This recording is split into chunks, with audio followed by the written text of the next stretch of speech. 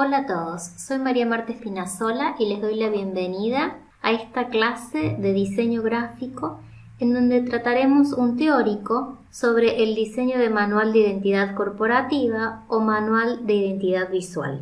Todo manual se desarrolla tras un planificado programa de diseño con el objeto de preservar la identidad visual y asegurar la correcta aplicación de los elementos de identidad visual de una institución, entidad, empresa, producto, servicio, etc. En dicho manual de identidad se pautan un conjunto de normas que regulan el uso y aplicación de la identidad visual en el plano del diseño. En un manual, además de las explicaciones textuales, también se incluyen ejemplos gráficos. Generalmente los manuales más completos se agrupan en dos capítulos. Uno en donde se describe la construcción y uso de marca, y otro capítulo donde se pauta la aplicación de la marca según las distintas plataformas de comunicación. El primer capítulo de manual de uso de marca usualmente comienza con la presentación de la marca, donde se desarrolla el concepto general. Luego muestra el diseño y construcción gráfica de la marca, en donde se explican los componentes, la estructura o la normalización o geometrización de la marca, los modelos cromáticos y las tipografías institucionales, la zona de seguridad, así como una posible reducción máxima de tamaño. También se muestran las variaciones autorizadas de la marca y las normas prohibitivas de sus aplicaciones. Y por último, se especifican las posibles articulaciones a futuro con otras marcas. El segundo capítulo plantea el desarrollo del sistema de identidad visual corporativa según la aplicación de la marca en las distintas plataformas de comunicación, como papelería, cartelería, diseño editorial, web, mobiliarios, parque móvil, indumentaria, elementos de promoción y otros dependiendo de los requerimientos específicos. A continuación vamos a ver un ejemplo de un manual propio de mi autoría que describe el uso y construcción de la marca. Un manual de uso de marca generalmente comienza con la presentación de un índice. Luego se plantea el desarrollo del concepto general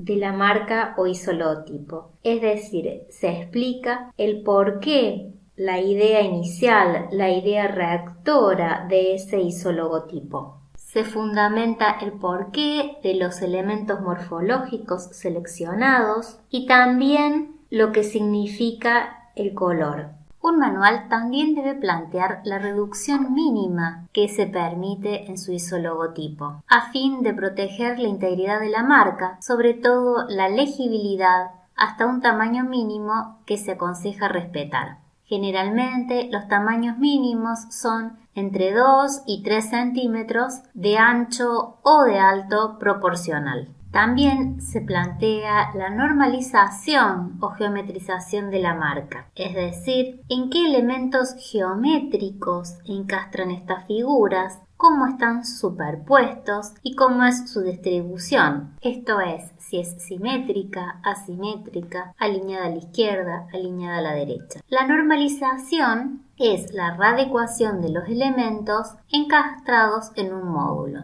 es decir, se toma un elemento y se plantea un módulo mínimo. Con ese módulo mínimo se hace una cuadrícula y todos los elementos deben coincidir en esa cuadrícula. Si no coinciden en sus extremos, pueden coincidir hasta la mitad, el cuarto, el tercio de un módulo, pero siempre es matemáticamente. En este caso, por ejemplo, se toma la altura del subrayado y con esa altura se realiza un módulo del mismo tamaño del alto por el ancho. Ese módulo o unidad mínima se repite haciendo una cuadrícula. Los elementos encajan en esa cuadrícula. Fíjense, por ejemplo, que el subrayado ocupa un módulo, el logotipo ocupa 3 de esos módulos y el isotipo ocupa 9 de esos módulos por alto. También se plantea en el manual de uso posibles aplicaciones del isologotipo, ya sea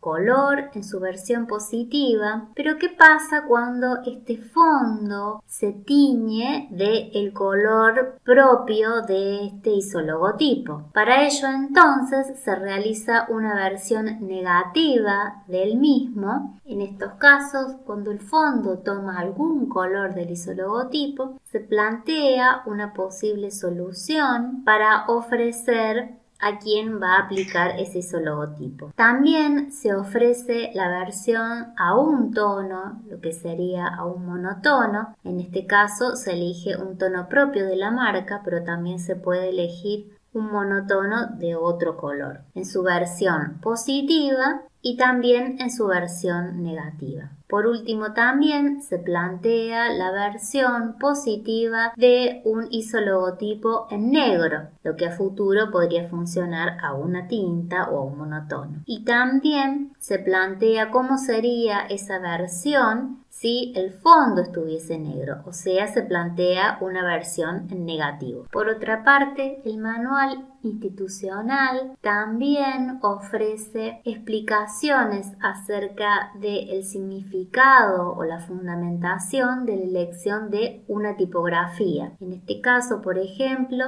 se describe cómo es la familia tipográfica y el porqué de su elección según sus atributos. Puede plantearse la tipografía principal y también tipografías secundarias que pueden usarse a futuro en otras piezas. El manual también ofrece una explicación de los colores institucionales que se han elegido. En este caso, detalle el porcentaje para impresión, el método CMYK, y también en el caso de que se quiera utilizar una sola tinta, se elige de la cartilla de colores Pantone. Además, también puede ofrecer, como en este caso, los variables porcentajes de la trama del Pantone. También pueden detallarse cómo son esos colores en otro modelo como el RGB y también, como en este caso, cuáles serían la elección de un vinilo especificando qué marca se usará de ese vinilo de corte.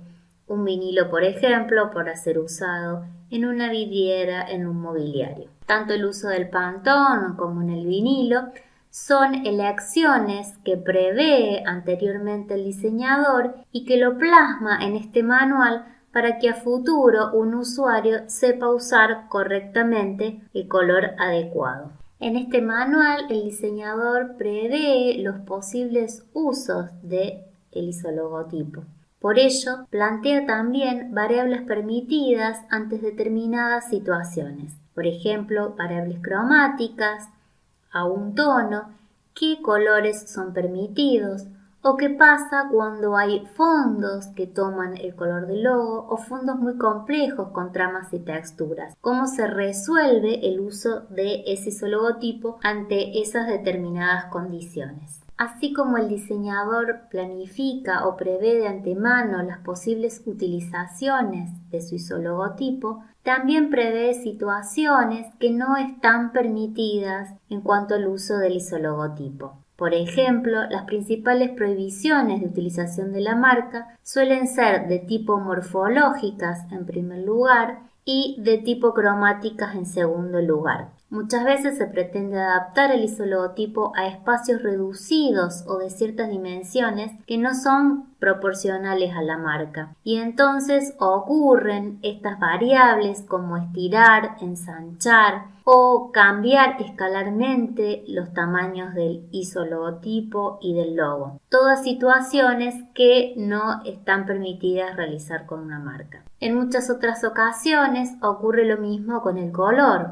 como por ejemplo dotar al isologotipo de un color que no le es propio y generalmente cuando son los opuestos aún peor. También cuando el fondo tiene un tinte cromático muy parecido al isologotipo, lo que hace que pierda legibilidad. Lo mismo ocurre cuando hay imágenes con mucha trama o mucha textura, donde el isologotipo no es legible. Este manual también puede ser más completo e ir más allá sobre el uso y las prohibiciones de su marca y, por ejemplo, plantear una segunda etapa. en donde se paute la aplicación de la marca a otras plataformas o objetos de comunicación, como por ejemplo puede ser indumentaria, papelería, señalética, merchandising, entre otros.